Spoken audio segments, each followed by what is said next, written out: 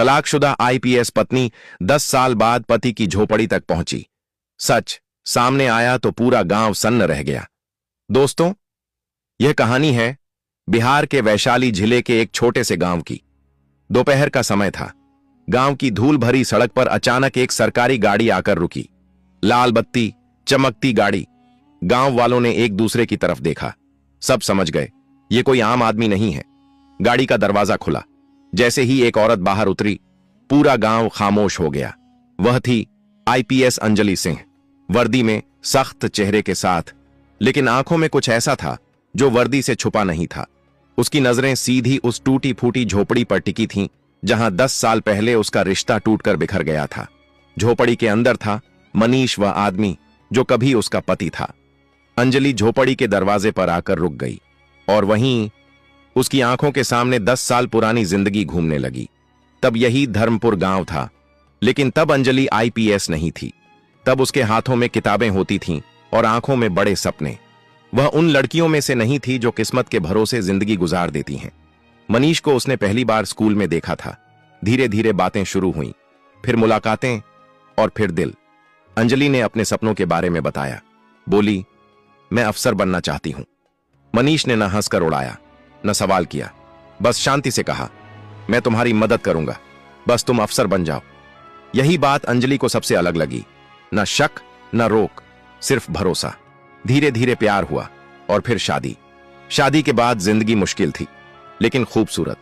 अंजलि रात रात भर पढ़ती। मनीष पास बैठा रहता, कभी पानी रख देता तो कभी किताबें। पहली बार जब अंजलि परीक्षा में फेल हुई, वह पूरी रात रोती रही। मनीष ने कोई लंबा भाषण नहीं दिया, बस उसे सीने से लगाया और कहा, इस बार नहीं हुआ तो क्या हुआ, हम फिर से मेहनत करेंगे। दूसरी बार भी नहीं हुआ। गांव वालों के ताने शुरू हो गए। मनीष ने सब सुना और चुप रहा। तीसरी बार जब रिजल्ट आया, अंजलि का नाम लिस्ट में था। मनीष देर तक उस कागज को देखता रहा, फिर धीरे से बोला, अब तुम अफसर हो गई। उसकी आवाज में गर्व था। लेकिन यहीं से सब बदलने लगा। शहर, बड़ा घर, नई दुनिया। शुरुआत में अंजलि वहीं थी, मनीष को साथ रखती, उसकी इज्जत करती। लेकिन जैसे जैसे वर्दी का वजन बढ़ा, रिश्ते हल्के होते चले गए। ऑफिस की बातें घर तक आने लगीं। मीटिंग, कॉल, फाइलें। मनीष वहीं था, लेकिन अब वह बस पीछे छूटता जा रहा था। एक दिन अंजलि ने कहा, तुम ये गांव वाले कपड़े मत पहना करो। मनीष चुप रहा। दूसरे दिन बोली, मेरे सीनियर आते हैं, थोड़ा संभल कर रहा करो। मनीष ने बस सिर हिला दिया। धीरे धीरे अंजलि की झुंझलाहट बढ़ती गई और मनीष की खामोशी उसे चुभने लगी। उसे लगने लगा मनीष उसकी तरक्की में फिट नहीं बैठता। एक शाम अंजलि एक ऑफिशियल डिनर से लौटी। मनीष ने बस इतना कहा, तुम बहुत बदल गई हो। अंजलि ने वर्दी उतारते हुए कहा, बदलना पड़ता है, हर कोई तुम्हारी तरह नहीं रह सकता। मनीष ने हिम्मत करके पूछा, क्या मैं तुम्हें शर्मिंदा करता हूं? अंजलि ने बिना सोचे कहा, हां। वह एक शब्द मनीष को अंदर तक काट गया। उस रात उसने खाना नहीं खाया और अंजलि ने नोटिस भी नहीं किया। फिर झगड़े आम हो गए। अंजलि को लगता मनीष उसे रोक रहा है, मनीष को लगता वह खुद को खो रहा है। एक दिन अंजलि ने साफ कह दिया, मैं इस रिश्ते को अब ढो नहीं सकती। मनीष देर तक चुप रहा, फिर बोला, तो छोड़ दो। उस आवाज में गुस्सा नहीं था, सिर्फ थकान थी। तलाक हो गया, ना रोना, ना समझौता, बस कागजों पर एक रिश्ता खत्म। अंजलि ने सोचा, उसने सही किया। मनीष गांव लौट आया, बिना किसी शिकायत के। और आज 10 साल बाद आईपीएस अंजलि खाकी वर्दी में सरकारी गाड़ी के साथ पूरा रुतबा लेकर उसी झोपड़ी के सामने खड़ी थी, जहां कभी उसका सब कुछ छूट गया था। लेकिन उसके दिल के अंदर कुछ अजीब सा कांप रहा था, जैसे कोई पुरानी चोट फिर से जाग गई हो। अंजलि ने धीरे से दरवाजे पर दस्तक दी। अंदर से धीमी, थकी सी आवाज आई, आ रहा हूं। दरवाजा खुला। सामने मनीष खड़ा था। वही मनीष, लेकिन बिल्कुल बदला हुआ। शरीर पहले से पतला, कंधे थोड़े झुके हुए, चेहरे पर थकान की रेखाएं और आंखों में एक अजीब सी शांति। ऐसी शांति जो बहुत कुछ सह लेने के बाद आती है। उसने अंजलि को देखा, फिर उसकी खाकी वर्दी, फिर कंधों पर चमकते सितारे, और बस इतना कहा, यहां क्यों आई हो? अंजलि एक पल को वहीं ठिठक गई। उसे लगा था मनीष उसे देखकर चौंक जाएगा, शायद नाराज होगा, शायद कुछ कहेगा, लेकिन वह ऐसे खड़ा था जैसे रोज किसी अफसर को इसी तरह देखते रहने का आदी हो। झोपड़ी के अंदर की दुनिया, झोपड़ी के अंदर हल्की सी धूप छन रही थी। मिट्टी का फर्श, एक कोने में पुरानी चारपाई, दीवार से टिकी एक टूटी सी कुर्सी। अंजलि ने चारों ओर देखा। यह वही झोपड़ी थी, लेकिन अब और भी छोटी लग रही थी, जैसे समय ने इसे भी सिकोड़ दिया हो। बैठिए, मनीष ने कुर्सी की तरफ इशारा किया। अंजलि पहली बार हिचकिचाई। इतनी बड़ी अफसर होते हुए भी आज उसे बैठने में झिझक हो रही थी। वह कुर्सी पर बैठ गई। मनीष चारपाई के किनारे। बीच में एक अजीब सी खामोशी थी, ऐसी खामोशी जिसमें शब्द नहीं होते, बस यादें बोलती हैं। गांव में खबर फैल चुकी थी, मनीष की झोपड़ी पर आईपीएस मैडम आई हैं। लेकिन हैरानी की बात यह थी कि कहीं कोई शोर नहीं था, कोई भीड़ नहीं थी, बस चुप्पी। अंजलि को लगा यह चुप्पी सामान्य नहीं है। मनीष उठा, मटके से पानी निकाला, एक गिलास में भरकर अंजलि की तरफ बढ़ा दिया। अंजलि ने गिलास पकड़ते समय उसके हाथ देखे, वही हाथ जो कभी उसके लिए खेतों में दिन रात मेहनत करते थे, अब और भी ज्यादा खुरदुरे हो चुके थे। उसने पानी पिया। आप यहां क्यों आई हैं? मनीष ने पूछा। यह पहली बार था जब उसने तुम नहीं, आप कहां था। वह एक शब्द अंजलि के दिल में चुभ गया। मैं। वह रुक गई। आईपीएस अफसर के पास हर सवाल का जवाब होता है, लेकिन आज उसके पास अपने आने की वजह का जवाब नहीं था। मनीष ने बिना दबाव डाले कहा, अगर कोई जरूरी काम हो तो बोलिए। अंजलि को समझ आ गया, मनीष टूटा नहीं था, झुका नहीं था, बस बदल गया था। तभी बाहर खड़ी कमला देवी आगे बढ़ी, गांव की सबसे बुजुर्ग औरत, जो सब कुछ जानती थीं। उन्होंने अंजलि की वर्दी देखी, फिर उसकी आंखों में झांका और कहा, मैडम, अंदर जगह कम है, बात बाहर कर लें तो अच्छा रहेगा। अंजलि बाहर आ गई। अब पूरा गांव सामने था। कमला देवी ने भारी आवाज में कहा, आप 10 साल बाद आई हैं। अंजलि ने सिर झुका लिया, धीमे से पूछा, सब ठीक है ना? कमला देवी रुकी, फिर बोली, सब ठीक तब होता जब मनीष बोल पाता। अंजलि चौंक गई। मतलब? एक एक करके लोग बोलने लगे। तलाक के बाद मनीष गांव छोड़कर शहर गया था, काम ढूंढने, लेकिन हर जगह लोग पूछते, आईपीएस अफसर का पति होकर मजदूरी? कुछ हंसते थे, कुछ ताने मारते थे। अंजलि की सांसें तेज हो गईं। कमला देवी बोली, लेकिन मनीष ने कभी नहीं कहा कि आपने उसे छोड़ा। वो बस यही कहता था, गलती मेरी होगी। ये सुनते ही अंजलि की आंखें भर आईं। एक आदमी बोला, एक बार थाने में भी बुलाया गया था। अंजलि घबरा गई। क्यों? झूठे केस में, आदमी बोला। लोग कहते थे आईपीएस की बीवी का नाम लेकर धमकाता है। मनीष ने बस इतना कहा था, नाम मत लो, वो अब मेरी नहीं है। कमला देवी ने आखिरी बात कही, मैडम, मनीष ने आपकी वजह से अपनी आवाज खो दी। अब वो इसलिए कम बोलता है क्योंकि जब बोलता था लोग हंसते थे। अंजलि पीछे मुड़ी। मनीष झोपड़ी के दरवाजे पर खड़ा था, शांत, बिल्कुल शांत, जैसे ये सब बातें उसकी नहीं, किसी और की हों। कांपती आवाज में अंजलि ने पूछा, यह सब तुमने मुझे कभी क्यों नहीं बताया? मनीष ने पहली बार सीधे उसकी आंखों में देखा और बस कहा, आपने कभी पूछा ही नहीं। यह वाक्य अंजलि को किसी थप्पड़ की तरह लगा। अब उसे समझ आ रहा था, यह सिर्फ एक टूटा हुआ रिश्ता नहीं था, यह एक आदमी की चुपचाप दी गई कुर्बानी थी। और उसे यह भी महसूस हो रहा था, यह कहानी अभी खत्म नहीं हुई है, अभी सच का आखिरी हिस्सा सामने आना बाकी था। और वह ऐसा सच था जो सिर्फ अंजलि को नहीं, पूरे धर्मपुर गांव को अंदर तक हिला देने वाला था। कमला देवी ने बहुत धीरे से कहा, मैडम, जो आपने अभी तक सुना वो पूरा सच नहीं है। अंजलि का दिल जैसे धक से बैठ गया। एक बात है, कमला देवी ने आगे कहा, जो मनीष ने हमें भी बहुत बाद में बताई थी। भीड़ में से एक बुजुर्ग आगे बढ़े, सफेद बाल, कांपते हाथ। मैं रामू काका हूं, उन्होंने कहा। उन्होंने पहले अंजलि की वर्दी देखी, फिर ऊपर आसमान की तरफ देखा और बोलना शुरू किया। तलाक के करीब 6 महीने बाद की बात है। एक रात मनीष गांव लौटा था। चेहरे पर चोट थी। रामू काका की आवाज भारी हो गई। अंजलि चौंक पड़ी। कैसी चोट? एक ठेकेदार ने झूठा केस कर दिया था, रामू काका बोले। उसने कहा, मनीष ने आईपीएस अफसर की बीवी का नाम लेकर धमकाया है। अंजलि की आंखें फैल गईं। थाने में उसे घंटों बैठाया गया, पूछताछ हुई।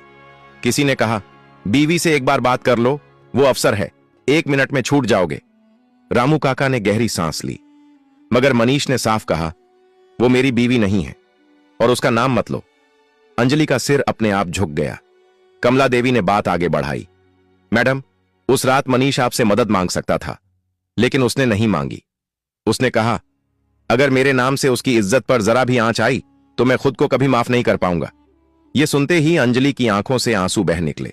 वह चाहकर भी उन्हें रोक नहीं पाई। उसे पहली बार एहसास हुआ, जिस आदमी को वह हमेशा कमजोर समझती रही, उसी आदमी ने उसकी इज्जत की सबसे बड़ी कीमत खुद चुकाई थी। कमला देवी ने आखिरी बात कही, मैडम, मनीष ने आपसे दूरी नफरत की वजह से नहीं बनाई। उसने दूरी इसलिए बनाई ताकि आपकी पहचान उसके हालात से छोटी ना लगे। पूरा गांव खामोश था। अंजलि को लग रहा था वह खड़ी नहीं है, कहीं अंदर ही अंदर गिरती जा रही है। उसने मनीष की तरफ देखा। यह सब सच है? मनीष ने सिर हिला दिया। बस इतना पूछा, तुमने मुझे कभी बताया क्यों नहीं? मनीष ने पहली बार इतनी लंबी बात की। आप अफसर थीं, उसने शांत आवाज में कहा, और मैं आपकी परेशानी नहीं बनना चाहता था। ये शब्द सीधे अंजलि के दिल में उतर गए। मैंने सोचा, मनीष बोला, आप ऊपर जा रही हैं, मैं नीचे रहकर आपका नाम साफ रख लूं। गांव की कई आंखें भर आईं। उसी पल अंजलि को समझ आ गया, यह कहानी अब पीछे नहीं जा सकती। जो टूट चुका है उसे जोड़ने से पहले समझना पड़ता है। और अब सबसे मुश्किल हिस्सा बाकी था। अब सवाल यह नहीं था कि सच क्या था, सवाल यह था, अब इसके बाद क्या? दोपहर ढल चुकी थी। मनीष ने अंजलि की तरफ देखा, फिर नजरें हटा लीं। अब जाइए, उसने कहा। यह शब्द आदेश नहीं थे, एक बंद दरवाजे जैसे थे। मैं मदद करना चाहती हूं, अंजलि बोली। उसकी आवाज में न रुतबा था, न अफसराना सख्ती, बस एक कोशिश थी। मनीष हल्का सा मुस्कुराया। घर, काम, इलाज, जो चाहिए सब दूंगी, अंजलि बोली। मनीष ने पहली बार हाथ उठाकर उसे रोका और जानबूझकर कहा, आप बहुत बड़ी अफसर हैं, आपके पास सब कुछ है, लेकिन जो आप देना चाहती हैं वो मेरे पास पहले से था। अंजलि को समझ नहीं आया। मनीष, मैं माफी मांगने आई हूं। उसकी आवाज टूट गई। मुझसे बहुत बड़ी गलती हो गई। मैं चाहती हूं कि तुम ठीक रहो। मनीष ने उसे देखा, सीधी लंबी नजर से। मैं ठीक हूं, उसने कहा। आपको बस यह समझने में देर हो गई। अंजलि ने जेब से एक सरकारी कागज निकाला। सरकारी लेटर हेड, ये देखो, उसने कहा। शहर में तुम्हारे लिए काम है। मनीष ने कागज की तरफ देखा तक नहीं। क्यों? अंजलि की आवाज टूट गई। मनीष बोला, मैं अब किसी का एहसान लेकर अपने आप से दोबारा इनकार नहीं करना चाहता। उसकी आवाज पहली बार थोड़ी भारी हुई। जब मैंने आपसे कुछ नहीं मांगा तब आप अफसर बनकर चली गईं। अब जब आप अफसर बनकर लौटी हैं तो मैं कैसे मांग लूं? गांव में कोई फुसफुसाहट नहीं थी। हर कोई सुन रहा था, हर कोई समझ रहा था। मनीष की बात खत्म होते ही वहां खड़े हर इंसान को जैसे अपनी सांसों की आवाज सुनाई देने लगी। अंजलि के हाथ से वह सरकारी कागज धीरे धीरे नीचे सरक गया और उसी पल उसे एहसास हुआ, रुतबा, ताकत, पद, सब कुछ होते हुए भी आज वह सबसे खाली इंसान थी। अंजलि ने आंखें बंद की। भीतर कहीं कुछ टूट रहा था। वह बोली, मनीष, मैं सब कुछ वापस नहीं ला सकती, लेकिन अगर मेरी वजह से तुम्हें कभी भी कोई दर्द मिला है तो उसका बोझ मैं उम्र भर उठाना चाहती हूं। मनीष ने हल्की सी सांस ली। उसकी आवाज अब भी शांत थी, लेकिन उस शांति में एक लंबा सफर छिपा था। दर्द सबको मिलता है अंजलि, फर्क बस इतना है कि कुछ लोग दर्द को आवाज बना लेते हैं और कुछ लोग उसे खामोशी बना लेते हैं। मैंने खामोशी चुनी थी। कमला देवी आगे बढ़ी। उनकी आंखों में नमी थी। मैडम, मनीष ने कभी किसी से शिकायत नहीं की, लेकिन यह गांव जानता है कि उसने कैसे खुद को संभाला। वह खेतों में काम करता है, बच्चों को मुफ्त पढ़ाता है। गांव के लड़के कहते हैं, अगर मनीष भैया जैसा इंसान बन गए तो जिंदगी जीत लेंगे। अंजलि चौंक गई। उसने मनीष की तरफ देखा। तुम बच्चों को पढ़ाते हो? मनीष ने सिर हिलाया। जो मुझे नहीं मिला वो किसी और से क्यों छीनूं? उस एक वाक्य ने अंजलि की आंखों के सामने पूरी तस्वीर रख दी। अंजलि धीरे धीरे आगे बढ़ी। उसने पहली बार बिना वर्दी के वजन के एक इंसान की तरह बात की। मनीष, अगर तुम चाहो तो मैं यह गांव छोड़कर चली जाऊंगी। मैं तुम्हारी शांति में दखल नहीं दूंगी, लेकिन एक बात का जवाब दो, क्या तुम्हारे दिल में मेरे लिए नफरत है? मनीष कुछ पल चुप रहा। गांव वाले भी रुक गए। फिर उसने कहा, नफरत होती तो आप यहां खड़ी नहीं होती। नफरत आदमी को कठोर बना देती है। मैं कठोर नहीं हुआ, बस शांत हो गया। अंजलि की आंखों से आंसू बहने लगे। उसने आज पहली बार समझा कि माफी मांगना आसान होता है, लेकिन माफी के काबिल बनना बहुत मुश्किल। अंजलि ने गांव वालों की तरफ देखा। अगर आपको मंजूर हो तो मैं एक काम करना चाहती हूं। यह किसी एहसान के लिए नहीं, किसी नाम के लिए नहीं, सिर्फ इंसानियत के लिए। रामू काका ने पूछा, कैसा काम बिटिया? मैं चाहती हूं कि इस गांव में एक छोटा सा स्कूल बने, मनीष उसे संभाले, न मेरे नाम से न किसी अफसर के नाम से, सिर्फ धर्मपुर पाठशाला, ताकि यहां के बच्चों को सपने देखने से पहले किसी की इजाजत न लेनी पड़े। गांव में पहली बार एक हल्की सी हलचल हुई। लोग एक दूसरे की तरफ देखने लगे। मनीष ने अंजलि की तरफ देखा, और अगर मैंने मना कर दिया? अंजलि ने सिर झुका दिया। तो मैं बिना सवाल किए चली जाऊंगी, यह मेरा प्रायश्चित होगा। मनीष की आंखों में पहली बार नमी आई। वह धीरे से बोला, मैं स्कूल चलाऊंगा, लेकिन आपकी वजह से नहीं, बच्चों की वजह से। अंजलि ने सिर हिलाया। उसके चेहरे पर हल्की राहत थी। वह जान गई थी, यह कोई समझौता नहीं, यह सम्मान है। शाम ढलने लगी। सरकारी गाड़ी अब भी गांव के बाहर खड़ी थी। अंजलि ने जाने से पहले आखिरी बार मनीष की तरफ देखा। मनीष, क्या कभी तुम मुझे माफ कर पाओगे? मनीष ने आसमान की तरफ देखा, जहां सूरज लाल हो रहा था। माफी तब दी जाती है जब सामने वाला खुद को दोषी मानता है। आप मान चुकी हैं, यही काफी है। अंजलि की आंखें भर आईं। उसने बिना कुछ कहे हाथ जोड़ दिए। गांव के लोग रास्ता देने लगे। कोई नारा नहीं, कोई तालियां नहीं, बस सुकून था। गाड़ी चल पड़ी। अंजलि शीशे से बाहर देखती रही।